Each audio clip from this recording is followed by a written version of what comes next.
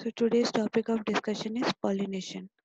So what is pollination? Pollination is transfer of pollen grain from anther to stigma of same flower or different flower on the same plant or on the different plant. ठीक है, pollen grain transfer from anther to stigma. Anther is the male part of the flower, stigma is the female part of the flower. Okay, so pollination basically is of two types: self pollination and cross pollination. Self pollination, self pollination when plant remains same. Either flower could be changed but plant remains same. Suppose I give you one example. Suppose this is plant A, it has two flowers, and this is plant B, it also has a flower. Now transfer of pollen from anther to stigma on the same flower or on the different flower on the same plant. Both will be considered to be as self-pollination because parent ultimately remains same. There is no genetic change in the male and female gamete.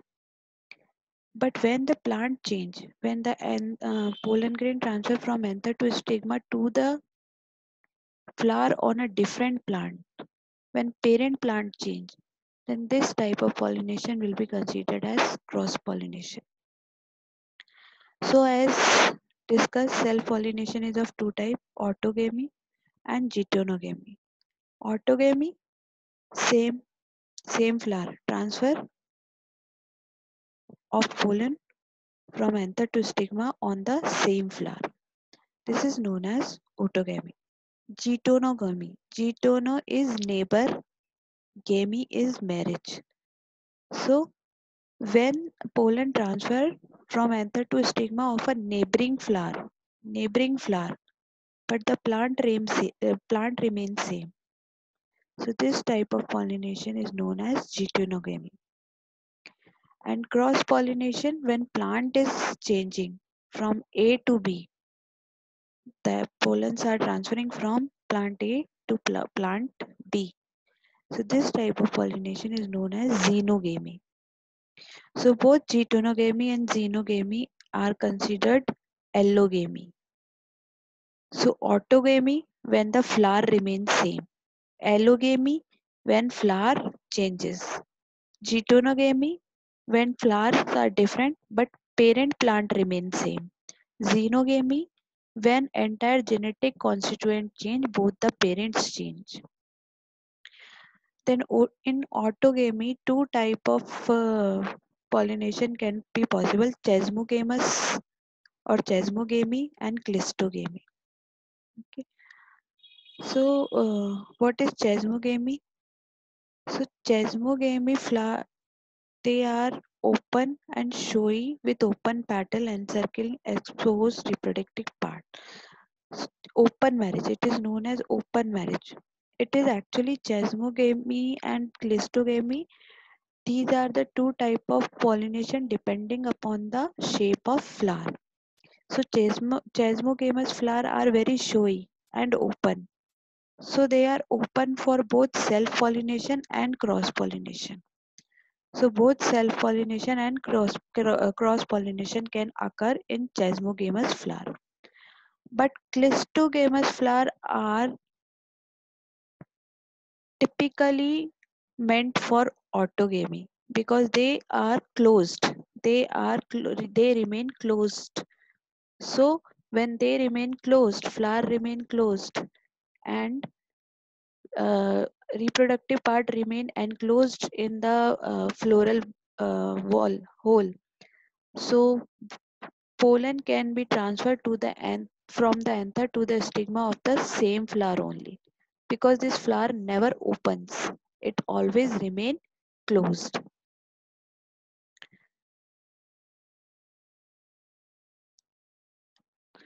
So I am reading this for you. Autogamy, autogamy or self-fertilization. This refers to the fusion of two gametes that come from one individual. So the main point is one individual. Getonogamy is the type of self-pollination. This is also a type of self-pollination when pollen is transferred from a flower to another flower on the same plant. The main thing is same plant. Xenogamy is transfer of pollen grain from anther to the stigma of a different plant when plant changes. Chasmogamy is a plant reproductive mechanism in which pollination occur in chasmogamous flower. Chasmogamous flower are commonly showy with open petals encircling exposed reproductive parts. Chasmogamous stem from Greek for open marriage, named after open arrangement of floral structure. Cleistogamy, this is self-fertilization that occur within a permanently closed flower. So when the flower is permanently closed and it is typically meant for self-fertilization, this kind of fertilization pollination is known as cleistogamous pollination. Is it clear? This slide is clear to all of you. Yes, ma'am. So now modes of cross pollination. So since self pollination doesn't need any external agent, but cross pollination require external agent because pollen grain has to transfer to a long distance. Okay. So for that,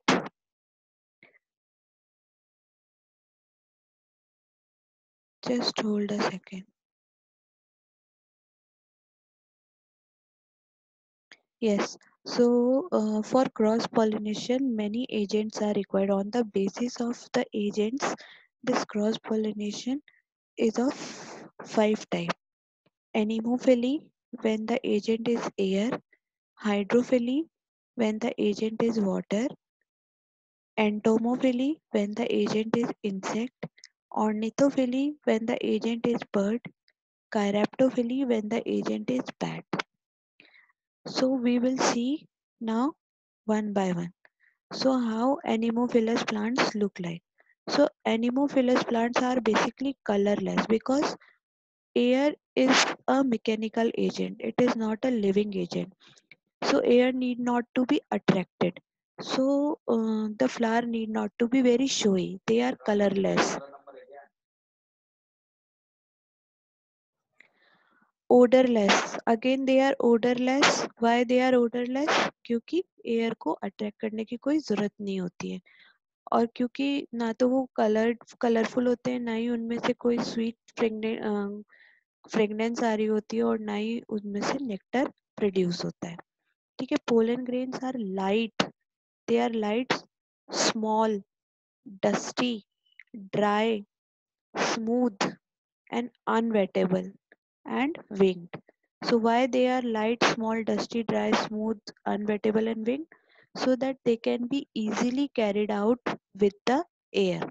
air उन्हें आसानी से अपने संग उड़ा के ले जाए, इसीलिए वो लाइट होते हैं, स्मॉल होते हैं, डस्टी होते हैं, ड्राई होते हैं, स्मूथ होते हैं, विंग्ड होते हैं. अनवेटेबल क्यों होते हैं? कि अगर गलती से पानी वानी में भीग जाए तो वो खराब ना हो, उनके ऊपर म्यूसिलेज कवरिंग होती है, वो अनवेटेबल होते हैं. Stigma, how stigma is hairy, feathery, and branched. Pollen grains are produced in large number. Why pollen grains are produced in large number? Because they are carried away by the air. So there is a big chance of the wastage of pollen grain. That's why they are produced in large number to increase the chance of successful pollination and fertilization. So the example of plants are coconut palm, date palm, maize, and many grasses. So in this diagram also you can see filament of anther is long and loose. Why it is long and loose? So that they can be exposed to the air. Pollen grain can be exposed to the air. And stigma is feathery and ideally adapted to catch the pollen grain which are carried by the air. So this is clear. Anemophilous flower is clear, all of you.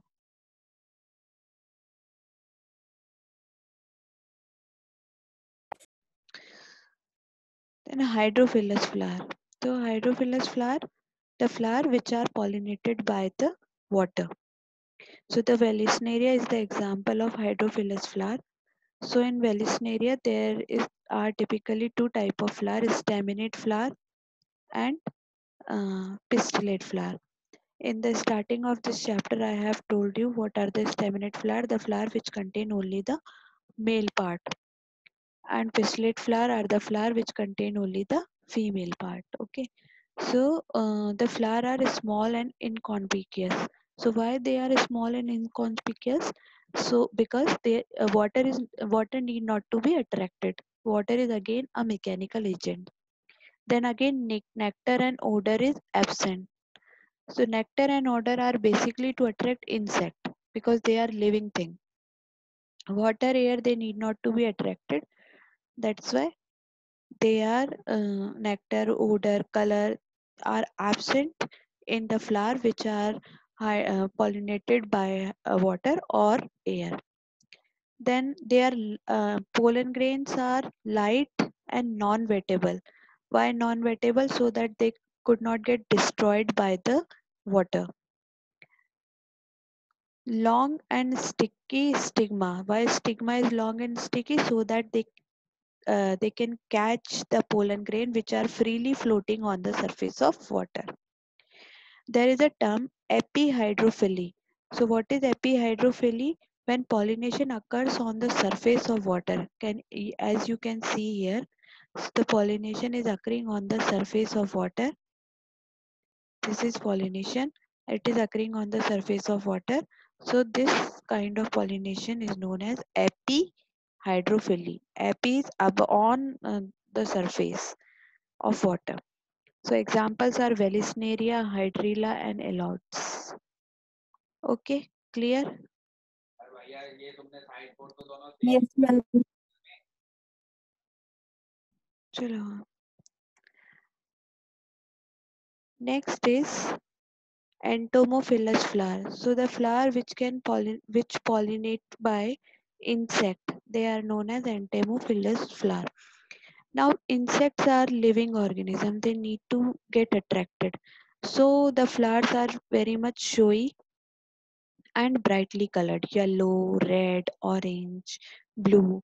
So these bright color are just to attract the insects. Then pollen grains are spiny and sticky and heavy. So why they are spiny and sticky? So that they get stuck to the wings or the legs of the insect. And why they are heavy? So that they do not get fall uh, when the insect is flying uh, from one flower to other flower.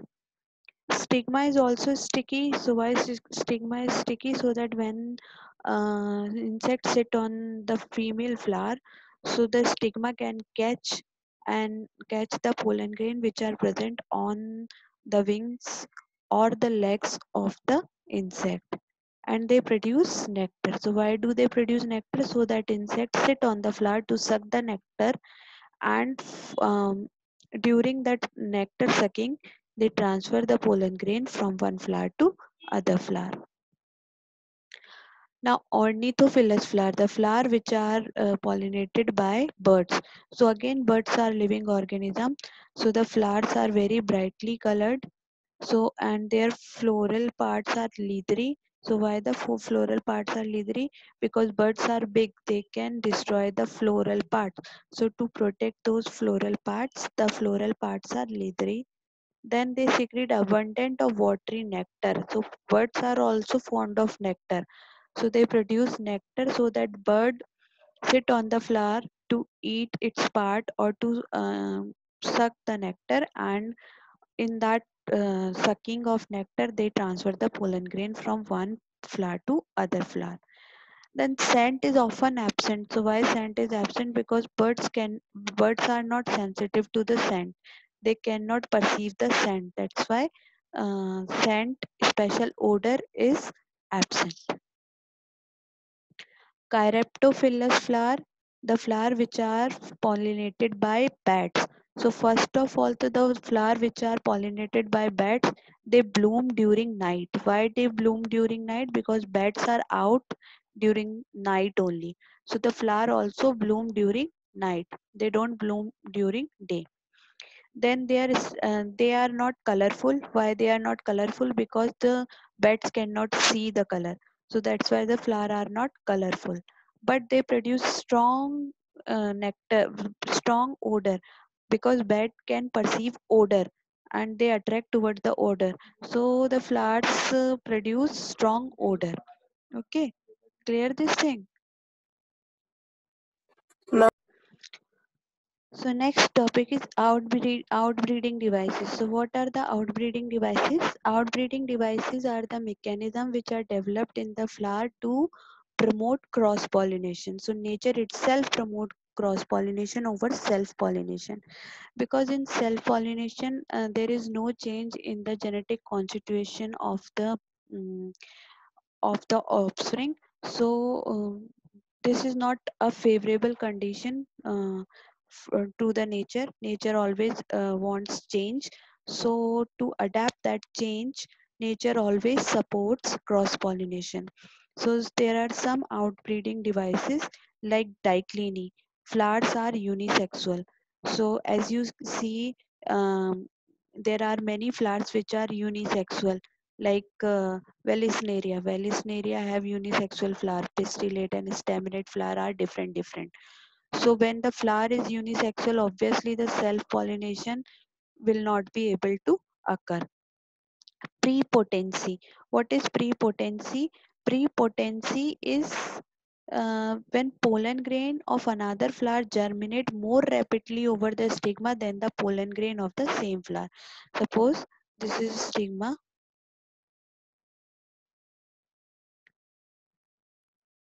This is the gynoecium of flower A, and it received two pollen grain. One pollen grain of its own of flower A, and the other pollen grain from different flower of flower B.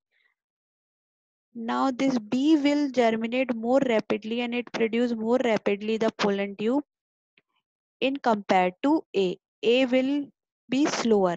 So since B is faster than A, so there will be more chances of cross pollination in compared to self pollination. Example, apple and grape. Self sterility, यहाँ पे pre potency में self pollen grain at least germinate हो रहा था, लेकिन in self sterility अब self pollen grain do not get germinate, even do not get germinate. So this is the flower, this is the gynoecium of flower A,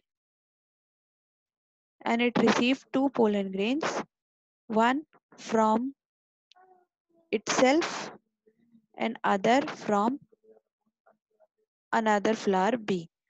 Now this same pollen grain will not get germinate, only B will germinate, so that only cross pollination can occur, not the self pollination. Heterostyly, when the position when flowers are bisexual, they have both the male and female parts, both gynoecium and androecium. So in that case, the style is at different length. Maybe the style is longer than the filament of anther. So anther and androeciums are below than the style and stigma of gynoecium. So pollen, most of the chances pollen grain could not fall on the surface of stigma. Or the style is very short and filament of anther are very long. So in that case also the pollen grain will be transferred to the other flower and it do not fall on the same stigma. Okay, so the heterostyly is the different length of style to prevent self-pollination and to promote cross-pollination. Hercogamy, in hercogamy, there is certain kind of barrier present between the androecium and gynoecium. That barrier protects self-pollination. So suppose this is gynoecium and this stigma is covered by some hood-like structure. This is some hood-like structure and this is androecium. So since this hood is covering the stigma, so pollen grain cannot directly fall over the same stigma. Rather, some other pollen grain from other flower will come and germinate on the stigma. So there is a mechanical barrier present between the androecium and gynoecium of the flower. Dichogamy. Dichogamy is the different time of maturity of androecium and gynoecium. When androecium mature first and gynoecium mature later, this phenomenon is known as protoentry. When gynoecium mature first and androecium mature later, then this phenomenon is known as protogyny. All outbreeding devices are clear. तो आज हम outbreeding devices तक ही पढ़ेंगे. Next class में we will discuss artificial pollination. Okay, thank you. Have a nice day. कोई problem हो तो next class में पूछ लेना.